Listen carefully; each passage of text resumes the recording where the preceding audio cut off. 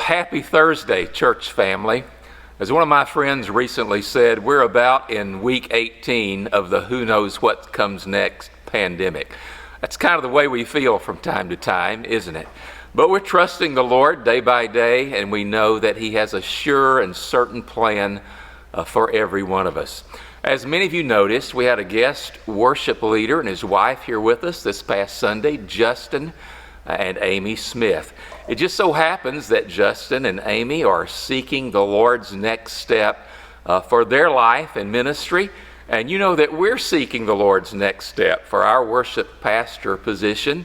And it just so happens that those two pathways may now be intersecting. Things are a little different in the midst of the pandemic, but this weekend we were able to have our finance team and personnel team and our entire worship team spend some time with Justin and Amy. And of course, you were a part of our worship time together on Sunday, and I know that was a blessing to you. So let me just encourage you to do this. Please pray for us over the next few weeks as we together as a church and as our ministry team seek the Lord regarding this possible opportunity that the Lord has given to us.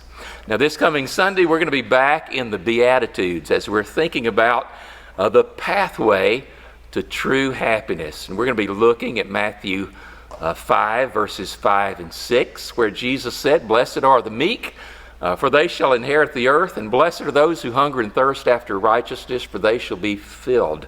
I've got two thoughts about that this week. There's a proverb in Proverbs chapter 16 that says, the one who controls his own spirit is better than one who controls a city. That led a great Chinese philosopher to one time say, "He who rules his own spirit is one who rules the world." Sometimes meekness is misunderstood as something people think of as self-control, but really it's God control.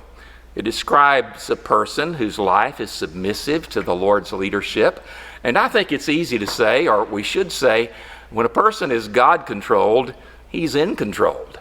He's not being controlled by his own circumstances, but he's in control of those circumstances because God's in control of his life. And then, blessed are those who hunger and thirst for righteousness, for they shall be filled. I think of those two bookends on that verse, blessed and filled, and everybody has their own idea of what that means. And all we see in social media today is everybody's understanding of what it means for us in our culture to be both blessed and filled. And so some saying we're going to be blessed and filled when we get an end to this coronavirus, or when we get the next government stimulus check, or after the next election, depending on whoever's elected. You know, a lot of people want the rewards of righteousness, blessed and filled, but are not interested in living the life of the righteous, hungering and thirsting after righteousness. It reminds me of the false prophet Balaam in the book of Numbers, who said, "Let me die the death of the righteous."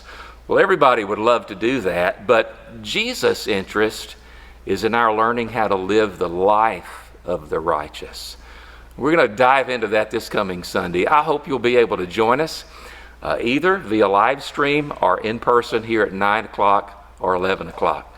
Remember that we love you and we're praying for you, and we're available here. If you have anything you need, please let us know. God bless you. And I'll look forward to seeing you again on Sunday.